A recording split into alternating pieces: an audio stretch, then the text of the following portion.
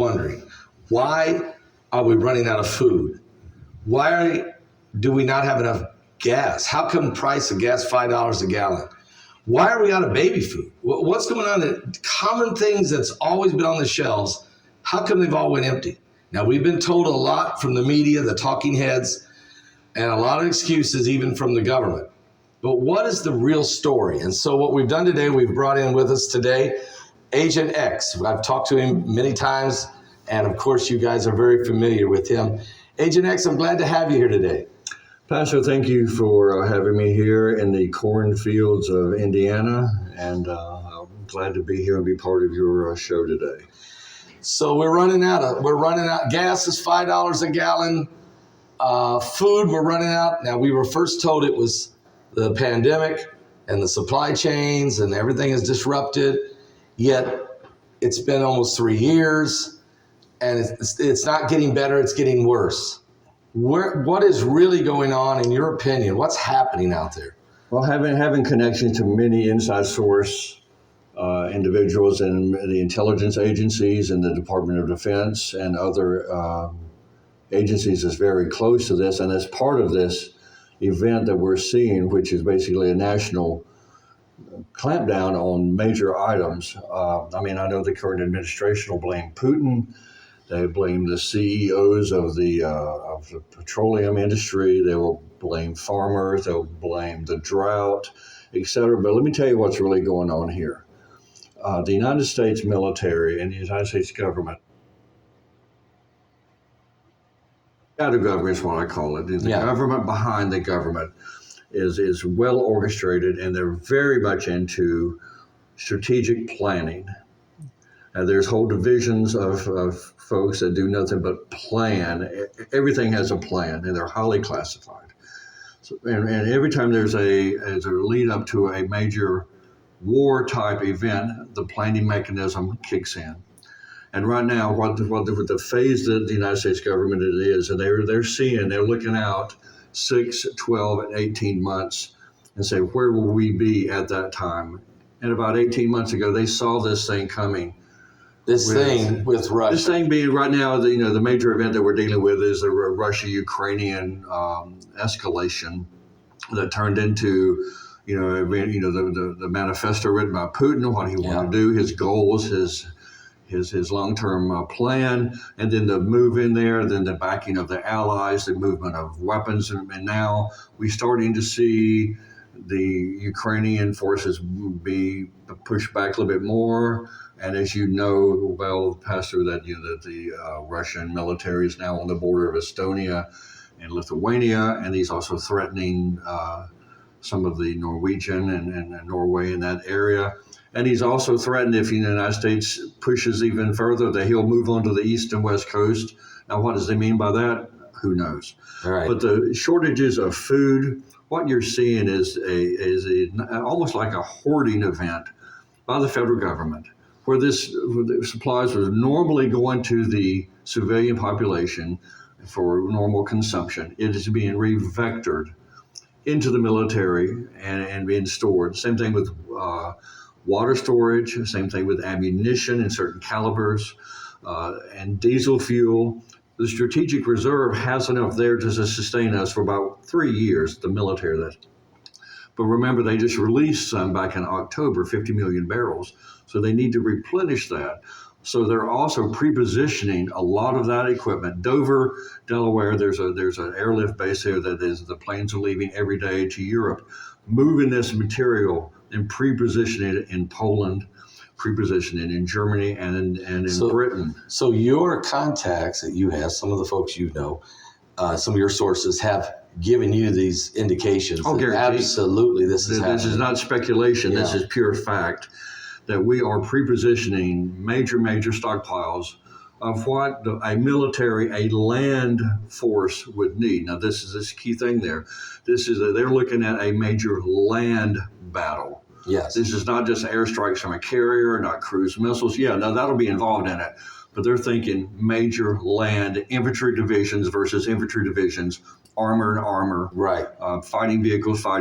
So if you need that, you need fuel, you need ammo, you need water, and you need the things, the basic provision to keep that foot soldier equipped on the battlefield. Right. And you have to have it in place. You can't say, well, it'll be there in 3 days. No. I mean, as you're well aware, that Russia has experienced some of that supply chain issues when they started the old, let's bring the convoy in. And well, they see that tactic no longer works. No. Now with drones and sophisticated surveillance, that That's they were struck that many old way times. of fighting is out. Exactly. So what we are doing, we are basically repositioning all the material we need to sustain a long-term, up to 2 to 3 year long war on the European continent. And Yes. you say, well, this has not happened since World War II. That's correct. Yeah. I mean, even the defense minister for the United Kingdom came out and talked to some of his regiments and said, okay, this generation will be the generation that fights another land battle in Europe. Yes. So, I mean, all the talking leadership sees that the inevitable is coming to a point. There's going to be a Right. point that Russia takes over Ukraine, and then they go into phase 2. So you're saying that the major companies, major companies, food producers, supplies of every kind, the CEOs, they have been given orders. Exactly. Purchase orders. If you recall, the president met with many of the CEOs from petroleum a few weeks ago, Yes. and before that, ammo producers. And of course, they say, well, there was a shooting in Texas. There was a shooting. We need you to do something about guns. Well, that's what you see. That's what in we the as the media, public see. that Right. he's meeting with these gun makers to say, okay, we need to figure out a way to keep the guns out of the wrong hands. Now, when you shut the doors and turn the mics off, they will say, guys, I need another X million of rounds, and I need them by this amount of time. Right. Because if you recall, when the Ukrainian conflict started, we shipped multiple millions of rounds of ammunition to them. Well, that depleted our sources. Yes. I've got one source that's telling me, I mean, clearly they work in that type of stuff, logistics, that we are down 1/4, almost a third, in our Javelin and our Stinger capability. We have given so much to the Ukrainians that we're now saying, we're short, guys. Yeah. If we had to go into a major 2-front conflict, we would be short. When you say two front, we're saying more than just Russia now. You're talking China? Exactly, Pastor. What it is, China is a planning. They are a very, very, very linear thinking. They follow step by step by step, and they're looking and they're watching. As soon as they see the momentum break, They'll make a run for it. That's what everyone is thinking. And because, I mean, daily they are penetrating the Taiwan airspace. And let's face it, they built that 5-island airstrip in the middle of the Yes. ocean. They claimed that all these islands, Japan, Malaysia, Indonesia, that those are all theirs. That's correct. Okay. And they're still debating with Japan on islands and ownership. Right. And they're staring down Exactly. a barrel at Taiwan. Exactly. And they've also just recently launched their new carrier. Yes, I've seen that. A new sophisticated, a whole higher. It rivals the United States. Yeah, I understand that. It takes a lot of runway and speed to get a jet off the ground. They've created a different energy that can push the plane almost. Exactly, a magnetic type launching High device. Where some of sophistication. our olders have the steam driven, but our new ones are magnetic, and they've built something that equals or even surpasses our most current aircraft carrier. And they're going to flaunt it. They know that if they bring that right off the coast of Taiwan, that they mean business. And they know that the secret of defeating the United States in the Pacific is hitting our carrier forces. But right now, what we're facing in Europe is basically Russia wants the Warsaw Pact back in place. Mother Russia and all of her little minions out there. He wants control. Yeah. And he's not going to stop. The opinion is he will not stop at Ukraine. Yeah. He'll continue. But also, on the flip side, look at what we've lost as a world when we lose Ukraine to the Russians. They control a major portion of the food supply. Food, oil, pipelines. The pipeline, the pumping stations. They basically, as you can say, own the thermostat for Europe. They can turn the gas off. They can turn the natural gas off, the refined fuels, etc. So we're in pretty much dire straits. So if Russia makes a move, the Title V NATO countries will come together, and the United States will be the backbone of NATO. And that's partly why we have to be producing a ton of food and supplies and ammo and everything, and shipping it and putting it in strategic locations in the Europe. Exactly. And in the South Pacific. That's correct. Because we have to watch out for the Chinese. That's correct. I mean, in places like Guam, Australia, at least Darwin base, and various places, Japan, Okinawa, are basically jumping off points to strike or to house the equipment and material and that's needed. Also spare parts. I mean, remember, some of the aircraft that we're flying today is 30, 40, 50 years old. If you think about B-52s and even the B-2, you say, well, the B-2 is new. It's 30 years old. Yeah. Okay, so all these need spare parts, and it's just critical that you have them in place. You can't wait 2 weeks for something to come from a contractor. No. In 2 weeks, wars nowadays can be over. It's over. Can be over. The days of trudging along is over. These now, do you think even though Putin went in with ground forces and conventional weapons, is he using his old stuff to fight that because he's holding back more newer, sophisticated equipment, tactical nukes, a different approach if he makes a move toward the rest of Europe? Great point, Pastor, because if you look at some of the material that he's thrown in there during his phase one, he threw a lot of his BMP-1s, BMP-2, some of his older tanks.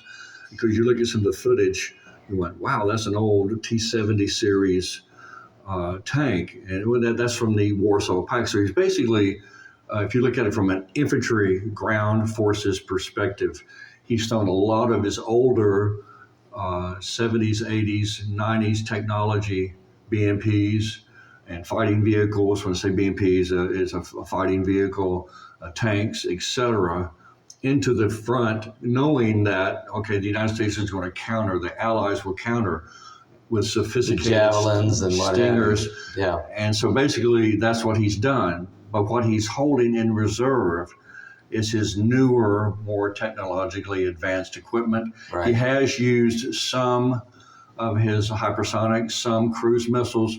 Now, what we're seeing more of on the battlefield today, we're seeing more drones. Yeah. Okay, we're seeing cyber attacks or electronic warfare being used extensively. We're seeing various missile systems and advanced artillery. You say, well, how can you have advanced artillery? Artillery, the old school, you line them up on a battery and they just fire, and they stay in place. Right. Russia has a shoot, scoot, and move type approach to artillery. They're really big into artillery, so they are able to move and shift their artillery quickly, which makes it very formidable force against other ground targets. Mm-hmm. So we're seeing a change in tactics, a change in techniques. We do know that Russia has a very formidable electronic warfare capability. We've also seen space system jammers in place that would jam GPS, MilSatcom, and other military-specific targets that they need to do on the battle. They know that we, the United States and our allies, require sophisticated GPS and other space-based capabilities to fight a war. They know that.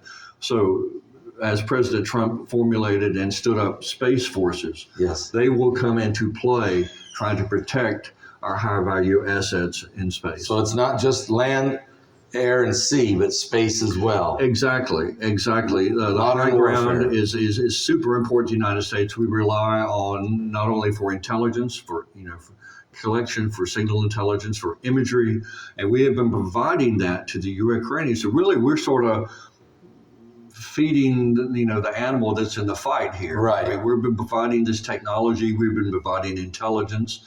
We've been providing weapons, but we've just been keeping it physically out. Yeah. So in a sort of way, we're sort of in this war It's already from a begun. reach. We're Right. we're in it, Yeah. and so the next phase is we commit troops, and Right. that's where When the do balance is. does I mean, the Air you Force commit. come in and start doing airstrikes? Exactly. Do we start firing cruise Tomahawk missiles from the sea? That's a whole nother world. That's correct. And Russia is also, they've got a dotted line tied to, what's happening in Syria. They have a dotted they line do. tied to what's happening in Iran. Yeah. And of course, when you have that, those got bad Israel, actors, and then you've there's got Israel. Israel right in the center of it saying, America, either Yeah. you help us or we'll go alone. Yeah. And that's where we're at. So we're- Israel is at the same time is preparing in case they have to go alone. They're always that way. Yeah. And Israel then- is always But one they that's- want to have America to be Of course right they there do. with them. Of course they do. So there's no question that Russia is not only looking to, as Putin even compares himself to Peter the Great, it's not only that, but he's also looking at Jerusalem. Because he's invested in Syria, in Iran. He has. meets with Turkey. He has. So when we read the Bible in Ezekiel 38, and we read even in the Revelation, we can see where Russia plays a role, not only in fighting maybe in Europe, but maybe a key player in the attacks against Israel. That is correct. It's beginning to be the mosaic of what's happening in the days that we're in right now. Warfare is lining up specifically with the Bible and Matthew, of course, Matthew 24. So we got about 5 minutes left here. So what should the American public look for? Now, you're saying don't look for the food chain to get better anytime soon? No, I do not expect that at all. I mean, most of the folks that I speak with on that regard basically say, if you can get something, take care of your family right now. Yep. A little bit extra stored up might help you during the hard times. Even FEMA is coming out and saying having 2 weeks of food storage is a good idea. So they're speaking that rhetoric very low key, not to spook the herd, as they say. Right. So even the federal government is saying a little bit extra food, a little bit extra water will help you overcome a crisis. Now, fill in the blank what that crisis is. Right. Now, let's just say there's a preemptive attack by Russia. That could be an EMP. That could be a cyber attack against our infrastructure. Turn the power off for a few days. Your world changes in the world we live in today. And so we need to be thinking that, okay, that's possible because Russia is a wild card. They're a wild card. We just don't know what to expect. Yeah. But don't see this getting better anytime soon. Yes, they can have a gas holiday and relieve the prices by 20 cents per gallon, but the availability is not going to improve until this crisis and Ukraine diminishes. So some of what we hear from the White House and some of the talking heads is a lot of rhetoric. Like when the president says, I'm pounding on these oil executives, that's just smoke and mirrors. I mean, in reality, these guys are pumping the oil guys for my army. We may have to go to World War III. Fill up my strategic reserve. Yeah. Make sure that we're your number one customer. Yep. And I'm sorry that the public has to pay a little more, but we can't say, and they can't come out and say this is the plan because that just alerts the whole world. That's right. Then the next thing you know, you have people panicking over everything. And right now, the idea is to be smart and make sure that you are completely in line with your faith and your vertical relationship with our commander in chief. Jesus Christ is lined up, and he's going to see us through. So the believers should do this. You should be prudent. You should go ahead and do some storing. If you want to call that prepping, if you want to do a little prepping, I think it's good. I think it's a very good idea. Be prepared to have to survive a couple weeks without power and water and food. Just think if you had to do that. Because that can really happen. There could be a major EMP, a blackout, a rolling blackout, something could happen. And number two, so that's prudent. Number three, you might also want to certainly put the Lord first in your life and plead the blood of Jesus over your family. Amen. And have faith in God and know that he said he'd supply every need and according to his riches and glory. And it's okay to have some protection because when things go haywire, the bad guys will start running around. And I'm talking right even here in the good old US of A. So, you need to always, Jesus said, if a good man had known what hour the thief would come, he would not have suffered his house to be broken up. These are Jesus' words. So in other words, if if the thief is thinking about it, they need to think twice, okay? Because you're prepared, all right? You're prepared. That's what I'm telling everybody to do. I'm not saying panic, No, but you are panic. explaining. And maybe World War III don't happen, okay? Maybe it don't. But we have to, as a country and as a world, have to prepare for what potentially could be the inevitable. What if? What if? We have to prepare for that. I mean, no one's inside the mind of Putin except Putin, Right, and we really don't know what he's thinking right now. right. And he's threatened, tactical nukes on European soil. He's threatened the east coast of the United States. I've been saying he's going to use a tactical nuke in Europe before the end of the year. And Because he'll shock the world. that's right. That's And right. he wants you to do some shock and awe. That's right. That's exactly So, right. And while that's happening, he makes a move and takes over major portions of another country. Yeah. Because it would shock the world, send us into complete panic. Yeah. Agent X, thank you so much, my brother. Thank you for having Thank me, you. Pastor. Appreciate And, your candidness and yes, sir. Glad to be here. helping prepare the body of Christ for things that are happening and help explain what we're really seeing out there. Appreciate it.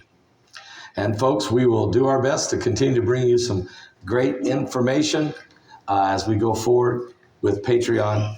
So I want to thank all of you for being with us, and may God continue to bless you